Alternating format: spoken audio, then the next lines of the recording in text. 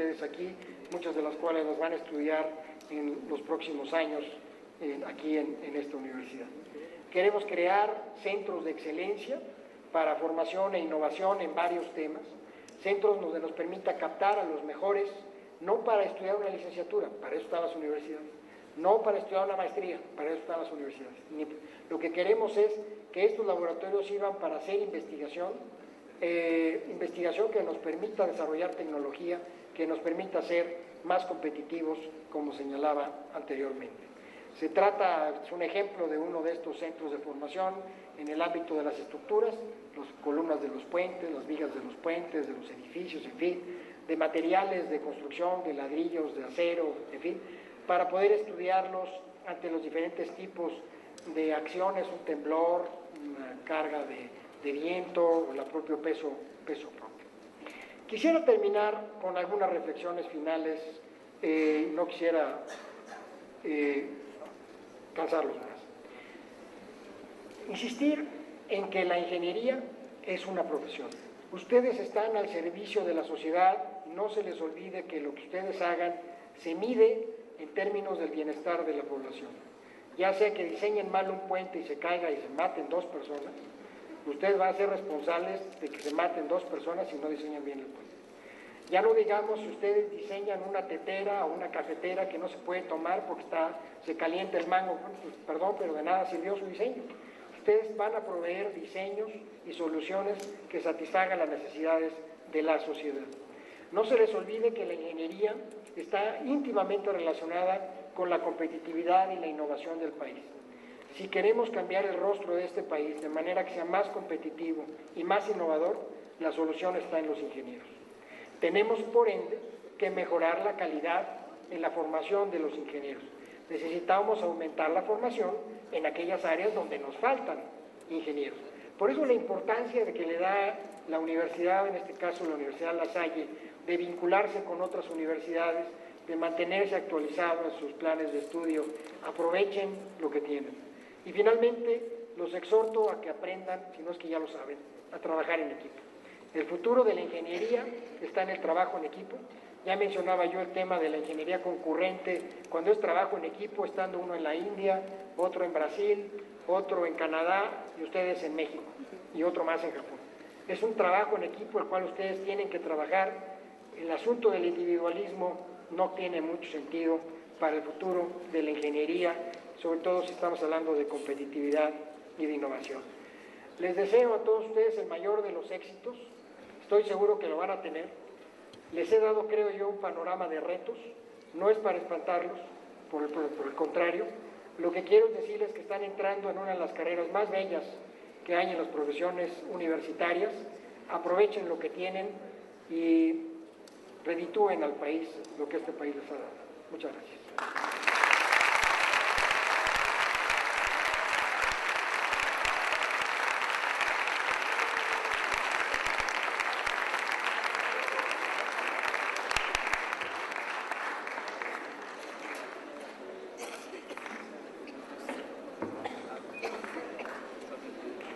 Muchas gracias, doctor, por el tiempo que se tomó para esta presentación. Llegaron algunas preguntas. Antes quisiera preguntarles si no hay alguno de ustedes que tenga alguna, por favor.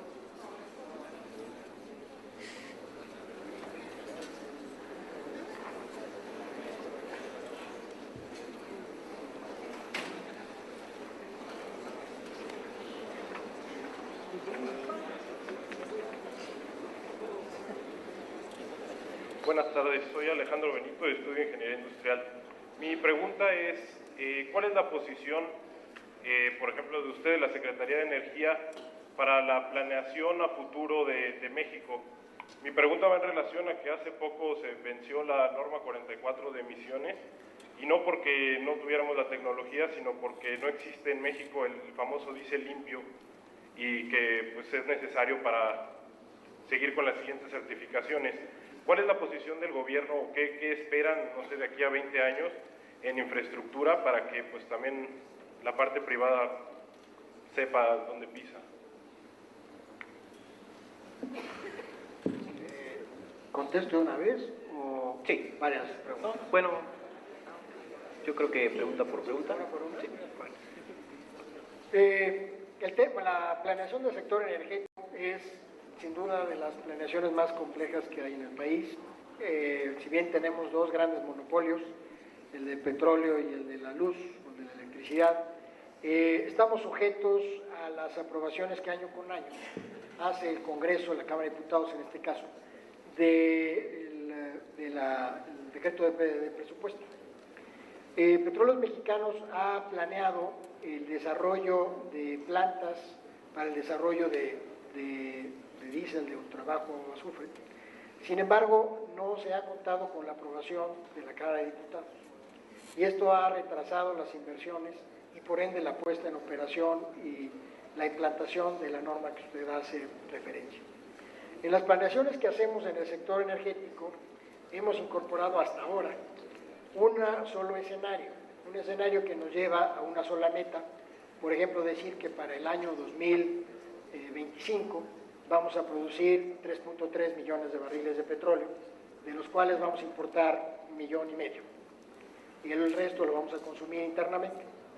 Esto nos lleva a que si hay alguna variación, ya sea porque no se autorizaron los recursos, o bien porque la incertidumbre a la que yo hacía mención no se toma explícitamente, por ejemplo, algún accidente, un tema en donde la disponibilidad de los equipos no sea inmediata, la disponibilidad de los servicios de perforación o de ingeniería no sea inmediata, haría que esa meta no se cumpliera.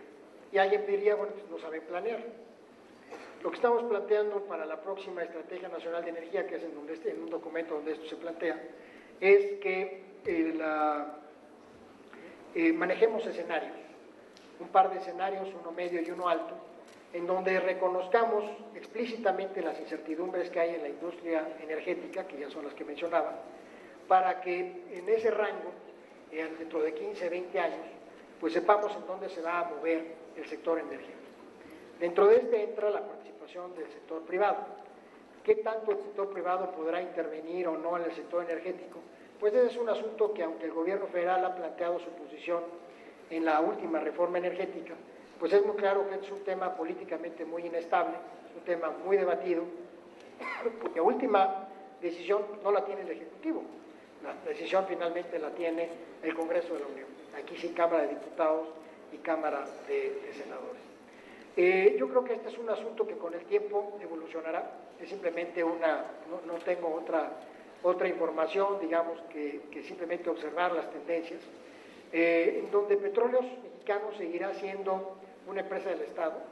Creo que será una empresa que debe de ser, que será manejada como tal, como una empresa, y en donde va a haber una mayor concurrencia del sector privado. Ustedes dirán, bueno, ¿y por qué no abren o eliminan este candado que le impone la Secretaría de Hacienda a Petróleos y le quita parte de sus ingresos? Pues porque esa parte de los ingresos es lo que le permite al país cubrir sus necesidades de presupuesto. Entonces, bueno, pues quítaselas, pues muy bien, y entonces ¿de dónde saco el dinero para pagar la nómina? ¿De dónde saco el dinero para construir hospitales? ¿De dónde saco el dinero para bombear el agua? Entonces, no es un asunto inmediato. Tenemos que crear las condiciones para que la industria crezca y sustituya en cuanto a ingresos esa parte que le podríamos quitar apenas. Por supuesto que hay ineficiencias y tenemos que disminuirlas y tenemos que hacerlo muy rápidamente. Tenemos un área de oportunidad, pero eso no es suficiente. Tenemos que desarrollar una base industrial más fuerte, una base industrial que no sea maquilar pantalones de mezclilla, en mi opinión. Me parece que lo que nosotros debemos hacer es exportar, sí, juegos de computadora, y que México se convierta en el nuevo Nintendo o en el nuevo Wii, ¿no? Pues ese sea desarrollado en México. Muchas gracias. ¿Alguna otra pregunta? Bueno, procedo a las que llegaron vía mensaje. La primera, ¿qué opina de la fuga de talento, hablando de los ingenieros hacia Europa o Norteamérica? Este es un tema que históricamente ha sangrado a México. La verdad es que esto lo que nos señala es que tenemos una debilidad estructural en mandar estudiantes y no prever que esos estudiantes deban de regresar ya formados con una maestría o un doctorado e incorporarlos al sector productivo público, CFE, Pemex, en fin, o al sector productivo privado, o bien a las universidades públicas o privadas. En la medida en que no alineemos las necesidades de México, y ahí otra vez se requiere una suerte de plan maestro, un asunto en donde definamos cuál es la estrategia de México. No podemos, con todo respeto, poner en la misma balanza y darle la misma importancia estudiar un posgrado en floricultura que estudiar un posgrado en refinación de petróleo. Sencillamente porque México depende más del petróleo que de la floricultura. A lo mejor es un asunto diferente en Holanda o en donde quieras, pero en México es. Entonces, bueno, pues, perdón, pero tenemos que alinear, y eso estamos haciendo ahorita en la Secretaría de Energía, que si mandamos a estudiar un grupo que queremos que sea generoso, de 100 estudiantes, a las mejores universidades del mundo, con buenas becas, a los temas que a Petróleos Mexicanos les interese o a la Comisión Federal de Electricidad le interese, tenemos que tener la certidumbre que cuando regrese van a tener una posición y van a poder trabajar. Entonces, es así el modo de que podemos ir eliminando la fuga de talento, creando las condiciones para que puedan regresar y se sientan incorporados en cuanto al conocimiento que tengan, que sea útil. No es un tema fácil de resolver, no es fácil competir con lo que les puede ofrecer una empresa, una universidad del extranjero, específicamente en los países que ustedes conocen, en donde ofrecen salarios varias veces lo que se puede ofrecer aquí. Pero bueno, es un asunto que tenemos, insisto, que tratar de acercar, de establecer estos alineamientos de los incentivos para que se logre y que regresen y que contribuyan con México. La otra posibilidad es el que aquellos que quedaron fuera contribuyan con México periódicamente, ya sea recibiendo alumnos mexicanos que estudien con ellos, o bien que regresen periódicamente a darnos clases y cursos cortos y que nos mantengan actualizados sobre lo que está pasando en otras latitudes. No es porque sean mejores, simplemente les van a dar una visión diferente, una visión rica de lo que está pasando. Creo que México tiene que abrirse. Me decían, yo no he revisado la cifra, pero a lo mejor alguno de ustedes lo puede hacer, que Brasil va a mandar a estudiar 100,000 alumnos en los próximos años. Nosotros no llegamos ni a la quinta parte, andamos en 20,000 alumnos. Claro, Brasil es más grande que nosotros, el doble, perfecto, 50,000. Necesitamos mandar el doble de estudiantes a estudiar afuera. Y necesitamos tener las condiciones para que regresen y se incorporen con lo que han aprendido. Muchas gracias. La siguiente que enviaron, aquí difiere un poco, pero bueno, mi responsabilidad es hacerla. ¿Por qué, si se necesitan tantos ingenieros, no hay trabajo?